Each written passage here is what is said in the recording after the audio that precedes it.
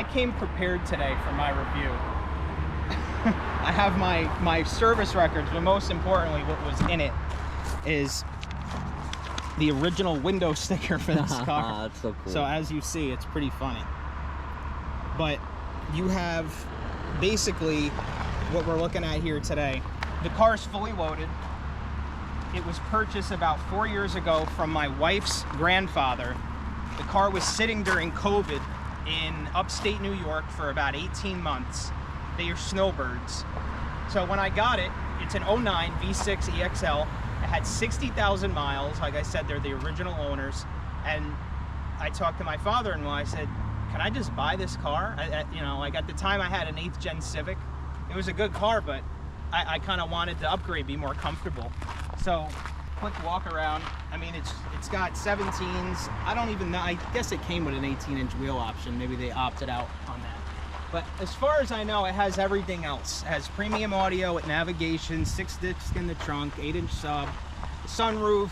It's a nice car. I mean, there's really not much that I dislike about it. I'm going to kind of do some comparisons between Dylan's 2015 Sport, which is the gen after this one, and this one. What we do and don't like. I like your front end better. Yeah, I think I do too. It would be nice if I actually took care of it and finished painting it properly. But I guess we'll get into the driving of it. All right. So right off the bat with driving this car, first thing I like, you could probably hear it. The VTEC, it's so fun. No, VTEC is always fun. It is.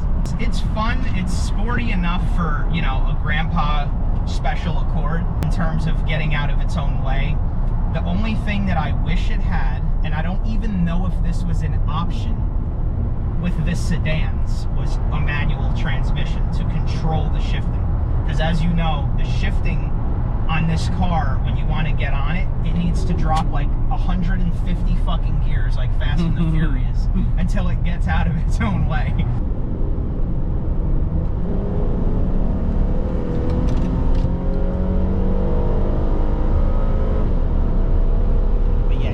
You feel the weight of this car compared to Dylan's for sure. Yeah, see, like you're doing the same pull around this turn.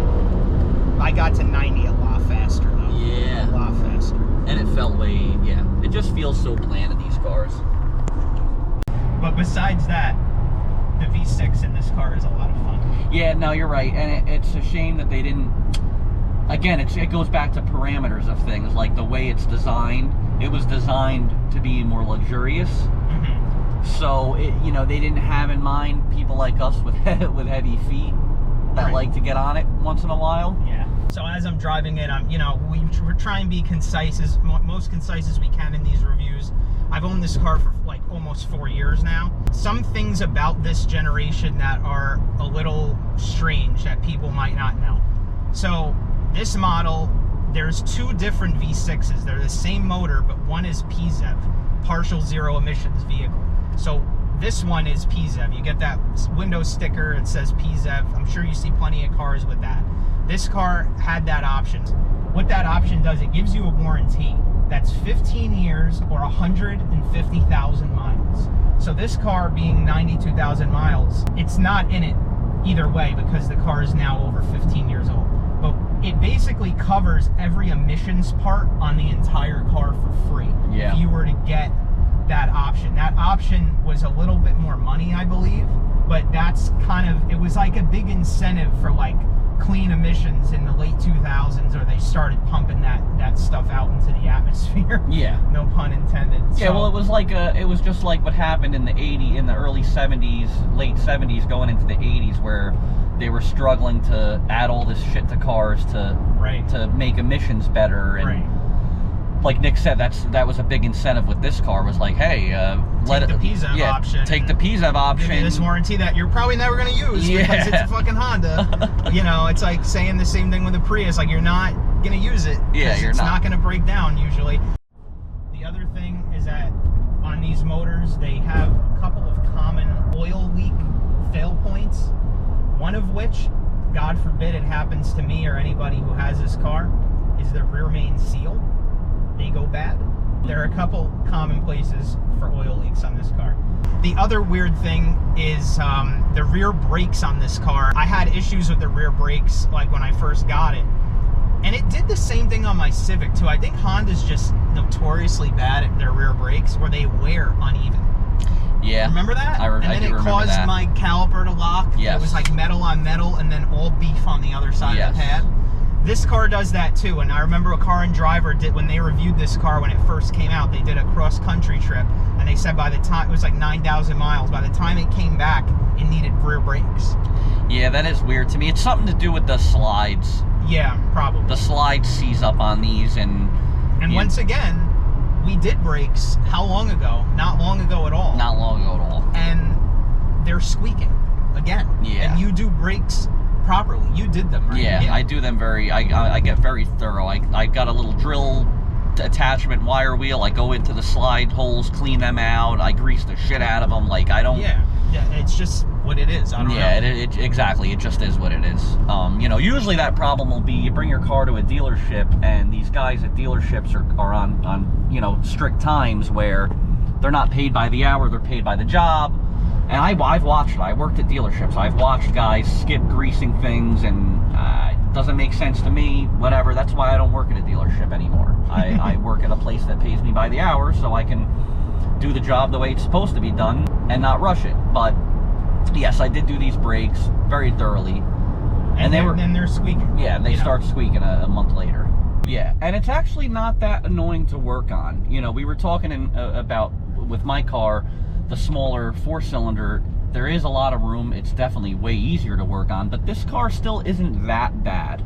No, for what it is. I did the valve covers, gaskets on this car for Nick a while back. That's right. Yeah. You know, usually with these reviews, you'll see us switch seats. I'm not going to drive the car because I spent 2 months, I think, a month at least. Nick let me borrow this car when I didn't have anything to drive, so I got a lot of seat time in the car already, and I love it. I love it. Yeah, I definitely agree. I mean, I love it for what it is. The only other thing, driving-wise, I would say that I don't like is obviously just the fuel mileage. And you agree with that, I know. Yeah, that is my only complaint. Like I said, I did have the luxury of driving this car for a little while, and I loved driving it, but yeah, the fuel mileage is like, it's horrible. It's terrible. It really is bad. But mostly what this car does for me is put me around town, and I work 7 minutes from my house, so it doesn't even really see highways. There have been times when I'm not hitting the highway for a couple months, and I've seen this thing average 16 miles to the gallon. Yeah. So it's pretty bad. And that has to go back, and that goes back on the PZEV system that it has. You know, exactly. More emissions control. It really put a damper on the car, on the car's fuel mileage. And the door handles are upside down. And the upside down door handles. Yeah, that's kind of strange, but yeah, that's really the only issue I had with the car. Yeah, same here. Drive-wise. On the highway, it doesn't really get floaty when you get up to high speeds. It has stability assist. I mean, it's a boat though, you know. I mean, you feel planted. You know, the body roll isn't too insane for what it is, surprisingly. But I mean, it's just a good car all around. I don't think I need to go into an in-depth review on this car because most people know what they are. You know, yeah. People know what it is. I'm just kind of showing you guys what I drive besides the GTI. You know, as you know, we have the Project series on that car that needs to start getting off the ground more. Yes. But when winter rolls around, we'll focus more on that. For the summer, we want to kind of get some driving in on reviews and all that. Yeah, reviews. We have a couple of them coming up. Yes. In terms of this car, obviously I give it a thumbs up. Yeah, totally give it a thumbs up. Yeah, or else, once again, why would we own it? I don't think there's many Hondas I would give a thumbs down to anyways. Exactly. Stay tuned for more. If you like what you saw, please like, share, and subscribe.